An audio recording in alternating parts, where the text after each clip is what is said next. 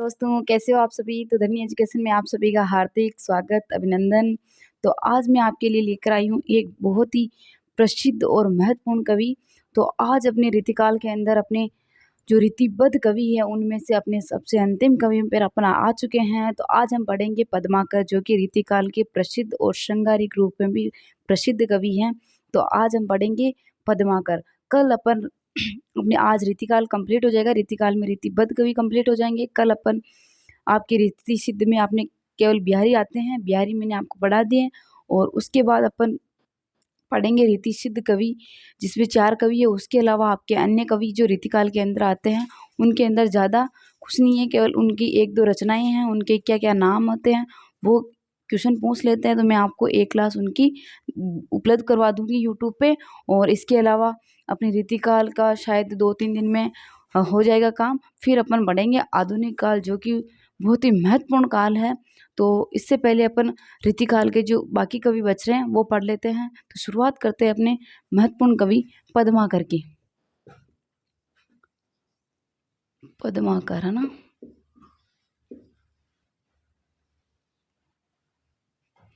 इनका जन्म सागर एमपी के अंदर, सागर एमपी में हुआ था। और 1753 में इनका जन्म हुआ था ना। 1753 ईस्वी में इनका जन्म हुआ था।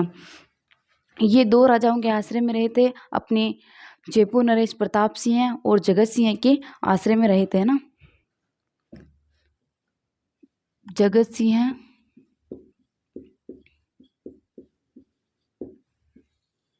और प्रताप सिंह के आश्रय में रहे हैं ना। जयपुर के थे ये, अपने प्रताप सिंह के आश्रय में रहे। देखो, अब मैं आपको ना एक महत्वपूर्ण चीज लिखाऊंगी, आपको बस वो याद रखनी है। आश्रय में रहे है ना।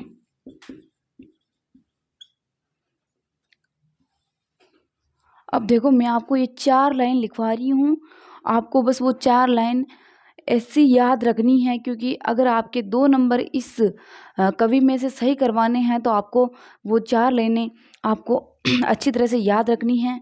तो उसमें ज़्यादा कुछ नहीं है, बस ये है कि रीतिकाल के, देखो कंफ्यूज कैसे होते हैं, आपके नंबर कैसे कटते हैं, वो मैं आपको बताती हूँ।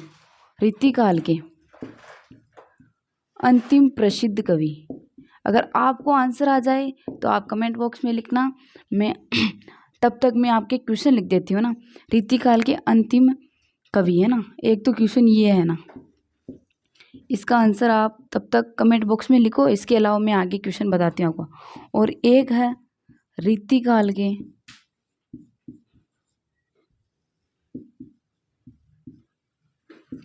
देखो, वो आ गया अंतिम है ना, और ये आ गया आपके अंतिम प्रसिद्ध कवि। देखो, एक शब्द का फर्क पड़ता है, उस एक शब्द ने, ये एक शब्द आपका नंबर कटा देता है। और अपने को एग्जाम हॉल के अंदर कुछ पता नहीं चलता है कि कहाँ से शब्द दे रखा है। ये शब्द अपने को वहाँ पे नहीं दिखेगा कि प्रसिद्ध दे रखा था या अंतिम कवि दे रखा था ओनली, है ना। तो ये से अपने क्वेश्चन गलत होते हैं। तो देखो, एक क्वेश्चन तो बनता है रीतिकाल के अंतिम कवि, नॉर्मल कवि ओनली, है ना। और एक बनता है रीतिकाल के अंतिम प्रसिद्ध कवि। देखो, ये क्वेश्चन आपके ऐसे गलत होता है। और एक आता है रीतिकाल के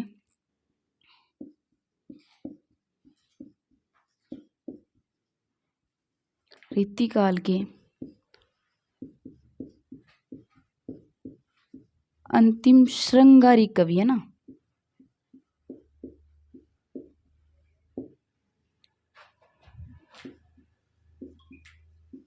देखो, आप यहाँ पर भी कवि लिख लो।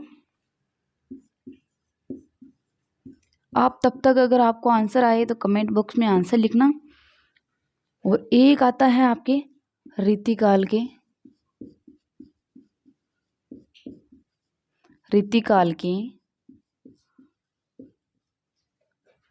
अंतिम प्रसिद्ध श्रृंगारिक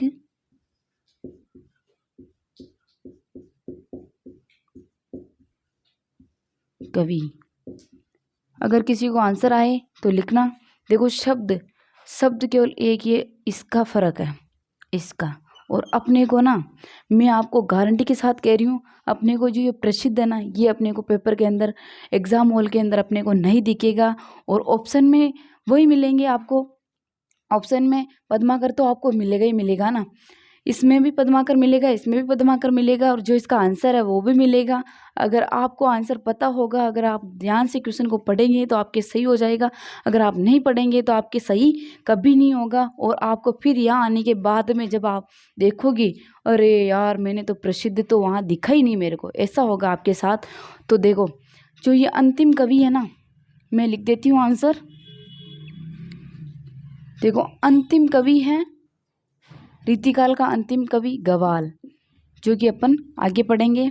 और रीतिकाल के जो प्रसिद्ध कवि हैं वो अपने आते हैं पद्माकर, है ना। और देखो अंतिम काल के, रीतिकाल के अंतिम श्रृंगारी कवि जो आते हैं अपने द्विजदेव।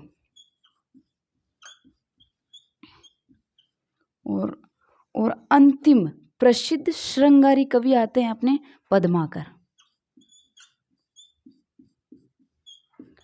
देखो अब ये जो लाइन है ना, आप कैसे भी याद करो, बस प्रसिद्ध याद करके अपने प्रसिद्ध से पद्माकर, प्रसिद्ध से पद्माकर, ये तरीका आप अपना लो।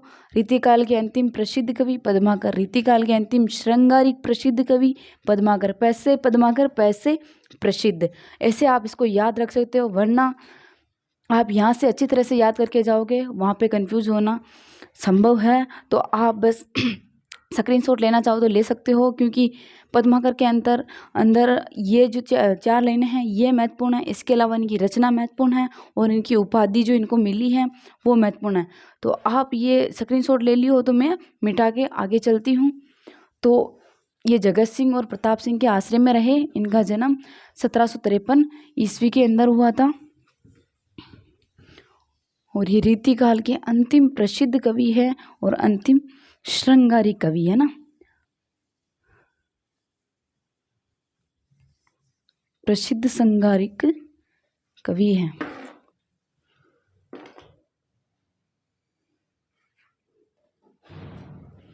अब इनके अलावा इनकी एक पंक्ति मिलती है, वो पंक्ति मैं आपको बता देती हूँ, जो कि बहुत बार एग्जाम में पूछ ली गई है। नैन नचाए, नैन नचाए, नैन नचाहे कहीं मुस्काए, नैन नचाहे कहीं मुस्काए, कहीं मुस्काए, नैन नचाहे कहीं मुस्काए, फिर ही होली खेलन, फिर ही होली खेलन, होली खेलन, आही हो लल्ला, आही हो लल्ला। ये इनकी प्रसिद्ध पंक्ति है, जो कि अभी तक एग्जाम में बहुत बार पूछ ली गई है। और इसके अलावा अब इनकी बात आती है, तो इन्होंने ना जो युद्ध वीर होते हैं, जो युद्ध के जो योद्धा होते हैं, जो वीर होते हैं, जो अपने इतिहास में थे, अभी तो शायद ऐसा वीर कोई होता ही नहीं होगा, क्योंकि बचपन से ही अपन बच्चे को डराते हैं, डराने की कहानी सुना के उसको सुला देते हैं। और जबकि पहले के जो योद्धा वीर हुए थे, उनको डराने की नहीं, उनको योद्धा कैसे बनने वो कहानी सुना के उनको वीर बनाया जाता था। लेकिन अब अपने बच्चे रोते हैं तो अपन उनको अरे भूत आ जाएगा, अभी कुत्ता आ जाएगा खा जाएगा, वैसे करके अपन सुला देते हैं। तो इन्होंने वीर के ना 4 प्रकार माने हैं। वीर, वीर के 4 प्रकार माने हैं। देखो कौन कौन से माने हैं वो भी मैं आपको बता देती हूँ। धर्मवीर,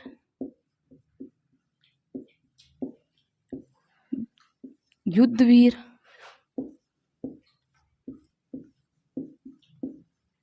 और तीसरा है दानवीर। सॉरी यहाँ पे गलत हो गया, दानवीर। और चौथा है दयावीर। देखो ये 4 प्रकार इन्होंने जो वीर होते हैं, जो योद्धा होते हैं, उनके माने हैं। और अब इसके अलावा इनकी बात करते हैं अपन इनकी रचनाओं के बारे में।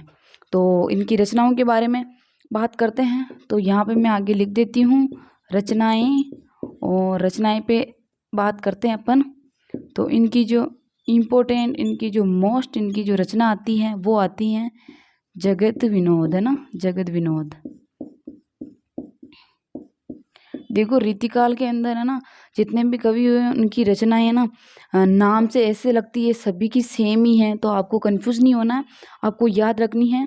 तो इनकी रचना है जगत विनोद। और कल सहित अपन ने ऐसी कुछ रचना पढ़ी थी कल वाले कवि के अंदर, तो आपको कंफ्यूज नहीं होना, याद रखना इनकी तो रचना है जो प्रसिद्ध है। अगर ऐसे 2 नाम आ जाए तो मैंने आपको पहले ही बताया है और एक बार फिर बताती हूँ, अगर ऐसे 2 रचनाएं मिल जाती हैं और दोनों कवि भी ऑप्शन में है, रचना भी ऑप्शन में है, तो आपको जो प्रसिद्ध है, जिस कवि की रचना प्रसिद्ध है, उस कवि के ऊपर ही, उस ऑप्शन को ही आपको सही करके आना है। बाकी 2 मिल जाए तो आपको कंफ्यूज नहीं होना, आंसर कैसे दूंगा। और कोई ऐसे सोचता इसमें तो बोनस मिलेगा, ये तो कटेगा, ये तो डिलीट होगा, ऐसा कभी नहीं होगा। वो जो प्रसिद्ध है ना, वो ही उसका आंसर होगा। आपको प्रसिद्ध वाले ही करके आना, ऐसे बोनस वोनस डिलीट विलीट नहीं होगा क्वेश्चन, क्योंकि अगला बंदा है ना वो सोच समझ के देता है, बाकी टाइपिंग मिस्टेक भी हो जाती है कई बार। तो आपको जो रचना प्रसिद्ध है वही करके आना। देखो जगत विनोद के अंदर इन्होंने ना, जो जगत सिंह है ना, जगत सिंह है, जगत सिंह को नायक के रूप में चित्रित किया।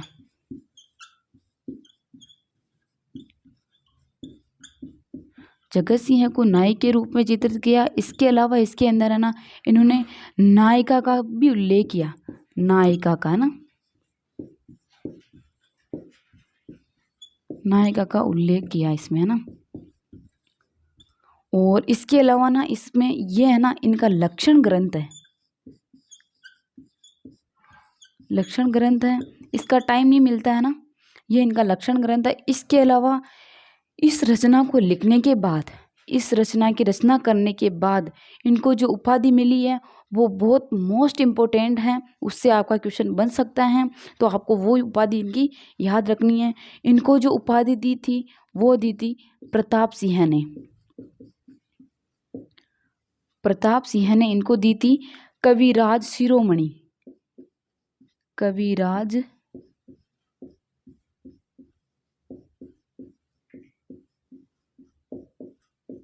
देखो इस रचना के बाद इनको उपाधि मिली है कविराज शिरोमणि। तो ये बहुत ही मोस्ट इम्पोर्टेंट है। ये क्वेश्चन 2 प्रकार से बन सकता है कि उपाधि किसने दी, उपाधि कौन सी रचना की रचना करने के बाद इनको उपाधि मिली, और इस रचना के अंदर इस रचना के अंदर वर्ण्य विषय क्या है, इस रचना के अंदर किस राजा को इन्होंने चित्रित किया है। तो ये 3-4 क्वेश्चन इनकी रचना में से भी बन सकते हैं। तो आप स्क्रीनशॉट लेना चाहो तो ले सकते हो। बाकी आगे इनकी जो और रचनाएं हैं अपन उसके ऊपर बात करेंगे, तो साथ साथ में रिपीट भी करते जाना।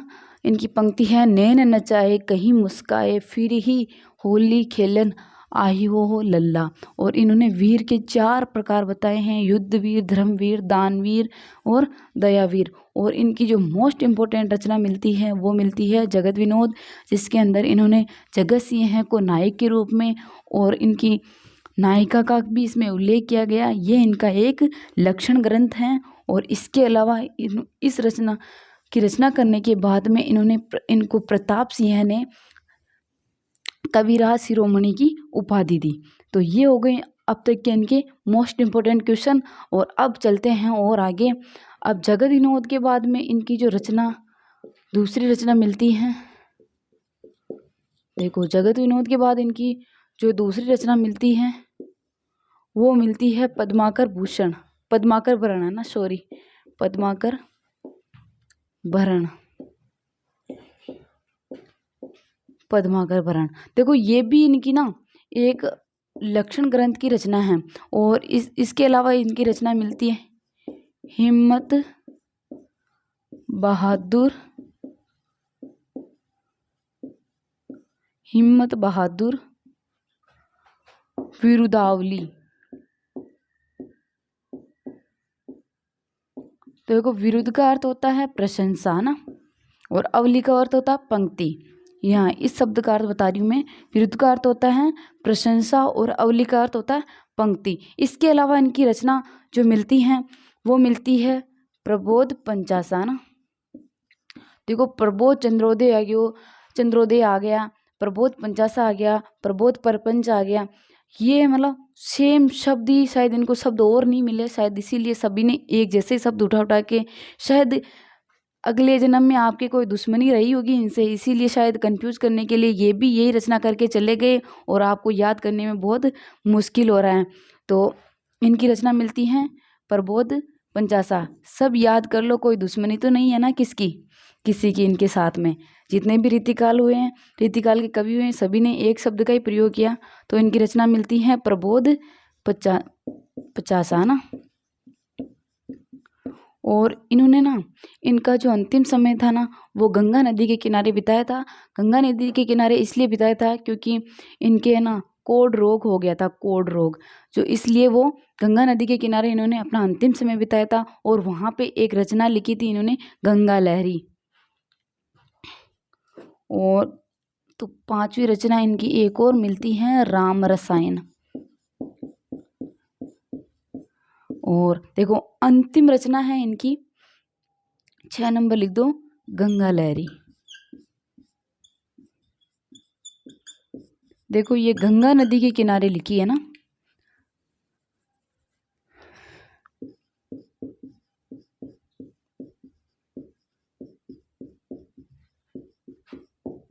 गंगा नदी के किनारे लिखी। ये इनका जो अंतिम समय है ना, अंतिम समय में ये कोढ़ रोग से पीड़ित हो गए थे ना, कोढ़ रोग से पीड़ित।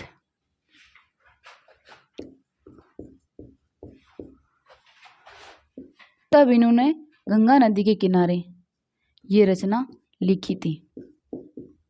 और देखो ये इनका ना पद्माकर पुराण, ये भी इनका लक्षण ग्रंथ है।